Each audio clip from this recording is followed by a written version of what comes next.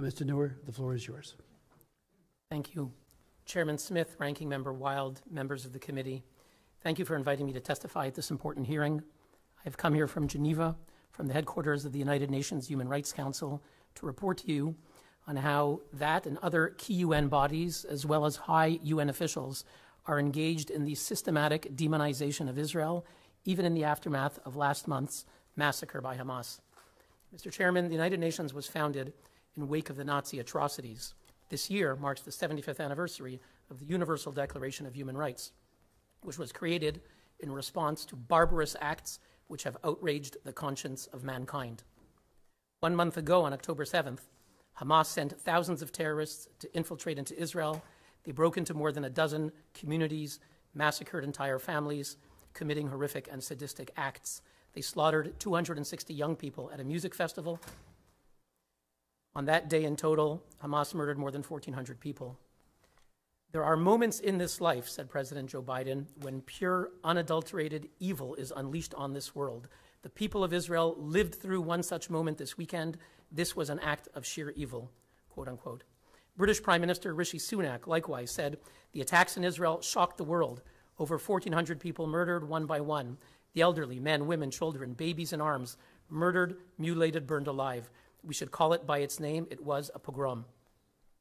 Mr. Chairman, what one would expect the United Nations, likewise, to speak clearly and denounce barbarous acts which have shocked the conscience of mankind. Yet, this is not what has been happening. Instead, over the past month, despite some condemnations of Hamas, the overwhelming majority of statements by UN bodies and officials have been pointing the finger at Israel, expressly or by implication. The most excited and emotive declarations by the UN's highest officials describing suffering in Gaza are directed at Israel. Never does the UN blame Hamas for launching the war, for embedding themselves inside hospitals, homes, schools, and mosques. There are almost no such posts about the massacre of October 7th, about millions of Israelis subjected even now to rocket attacks, hundreds of thousands of Israelis displaced, more than 200 hostages being held by Hamas. All of these are not being championed in the UN's dramatic social media and statements. The target is always Israel. Now, often this is done by misrepresenting basic facts, such as falsely accusing Israel of bombing a hospital when the culprit was actually the Islamic Jihad, falsely characterizing Israel's legitimate self-defense aimed at targeting terrorists as, quote, collective punishment or other crimes, creating false moral equivalence between such self-defense and the terrorists, misusing numbers of Gaza dead, not telling us the source of the data is Hamas, not telling us how many of those dead are terrorists, including those killed in Israel, and pretending that proportionality is about comparing death tolls when in fact it's about using proportional means to achieve a valid military objective. Now, the UN Charter guarantees the equal rights of nations large and small, yet nowhere is this principle more violated than when it comes to the UN's treatment of Israel. At the UN General Assembly last year, there was one resolution on Iran, one on Syria, one on North Korea, and 15 on Israel. 0 resolutions were adopted on China, Venezuela, Zimbabwe, and 180 other countries. At the UNGA, any resolution targeting Israel is passed by an automatic majority. This was on display 2 weeks ago when the GA adopted an Arab-drafted resolution calling for a ceasefire after, outrageously, they rejected a Canadian amendment that would have condemned Hamas for the massacre and demanded the release of over 200 Israeli hostages, including children, babies, and elderly grandmothers. So the text adopted by the GA failed to even mention the word Hamas, failed to recognize Israel's right and duty to defend its citizens against terrorism. Now, at the World Health Organization, every year its annual assembly deviates from global public health for a special debate singling out Israel. There is no such focus on Syria, where hospitals are repeatedly bombed by Syrian and Russian forces, nor on North Korea, one of the worst health systems in the world. On the contrary, the WHO recently elected North Korea to its executive board. Since the Hamas massacre, the vast majority of statements by the WHO have targeted Israel.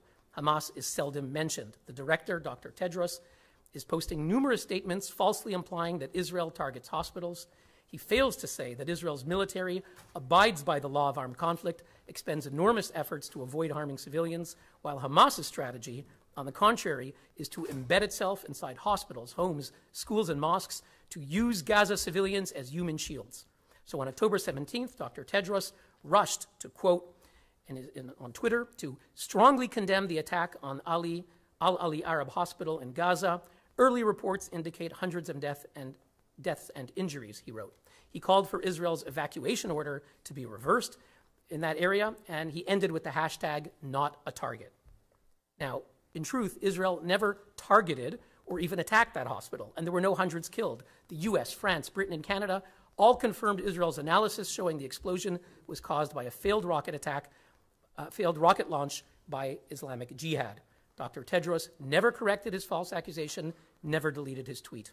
Likewise, 2 days ago, he posted a call for a ceasefire without any mention of the word Hamas, Israel's right to self-defense, to stop Hamas from carrying out their stated intentions by one of their top officials to repeat the massacre of October 7th was nowhere mentioned.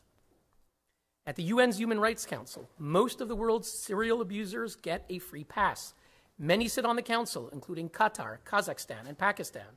Last month, they re-elected the regimes of China and Cuba. None has ever been censured. Last week, when the Human Rights Council opened its social forum, the chair was the Islamic Republic of Iran. Now, while dictators are honored, a democracy is scapegoated. The only country in the world with a standing agenda item at the Council is not China, which denies basic human rights to 1.5 billion people, as you well know, Mr. Chairman, nor is it Iran, which beats, blinds, and poisons women and girls for protesting, and which sponsors Hamas terrorism. Instead, the agenda item is on Israel. From the Council's creation until today, it's adopted more resolutions on Israel than on Iran, Syria, and North Korea combined. In May 2021, after Hamas and the Jihad fired 4,000 rockets at Israeli civilian centers, they created at the Council a commission of inquiry targeting Israel. It's the first that has no end date. It is mandated to report in perpetuity. Its unprecedented scope includes a mandate to examine root causes of the conflict, which include alleged systematic discrimination based on race. As chair of the inquiry, the Council appointed Navi Pillay, someone who has signed petitions lobbying governments to, quote, sanction apartheid Israel. She's the chair. UN Watch has documented her bias in a legal request that we submitted to Ms. Pillay, demanding that she recuse herself. She ignored our petition. Another commissioner is Milun Kotari. Last year, he gave an interview where he ranted about the Jewish lobby and questioned Israel's right to be a member of the UN. He was condemned by numerous countries and even UN officials for anti-Semitism, yet he remains in his post. Not surprisingly, in the inquiry's most recent press statement on October 16th, they create a false moral equivalence between Israel and Hamas, refusing to treat Hamas as a terrorist organization, refusing to affirm Israel's right to self-defense. In a recent Al Jazeera interview, Navi Pillay effectively explained away Hamas's atrocities as somehow inevitable, and she made false comparisons with Nelson Mandela. Now, other officials need to be examined. Last year, the Council named Francesca Albanese as its special rapporteur on Palestine. The mandate is to investigate only Israel's violations. UN experts are obliged to be objective. Before she was appointed, I informed the Council that Albanese has repeatedly equating the suffering of Palestinians with the Nazi Holocaust and accused Israel of war crimes, apartheid, and genocide. In a 2014 Facebook post, she said America is, quote, subjugated by the Jewish lobby. Still, the Council went ahead and appointed her. Ever since, Albanese has used her UN post to legitimize terrorism. Last November, she addressed a Hamas conference where she said, quote, you have a right to resist. This is a UN human rights expert encouraging Hamas last November. 6 days ago, she led 6 other supposed UN experts to accuse Israel of attempting, quote, genocide. This insane charge was also made a few days prior by Craig Mohiber, the outgoing head of the UN Human Rights Office in New York, and a manifesto that he published as an open letter to the UN where he implied he was quitting as an act of conscience. Now, this supposed moral protest was covered immediately by The Guardian and Al Jazeera. What they did not report was that Mr. Mohiber actually had to leave his job now, that he was under an investigation since March after we exposed his litany of social media posts describing Israel in terms of infinite evil. Finally, we need to address UNRWA, which in 2022 alone received $344 million in U.S. funding. Under the slogan, peace starts here, UNRWA tells donor states that they educate Palestinians about human rights and peace, that they promote stability. Yet today we've released a new report, Hate Starts Here, how UNRWA teachers indoctrinate Palestinian children and incite anti-Semitism. It can be found at unwatch.org.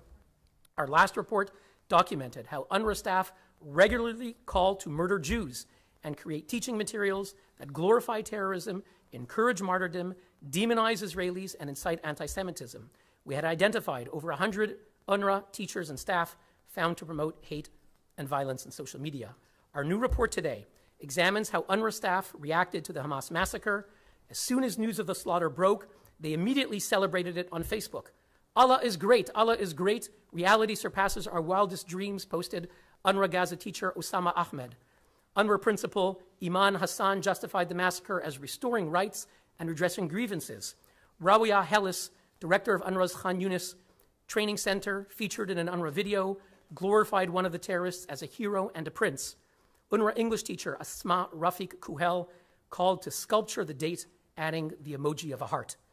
UNRWA school administrator Hamada Ahmed posted, "Welcome to the Great October." Finally, there's an UNRWA official, Mohammed Al-Sheikh Ali. He features on our report on page 16.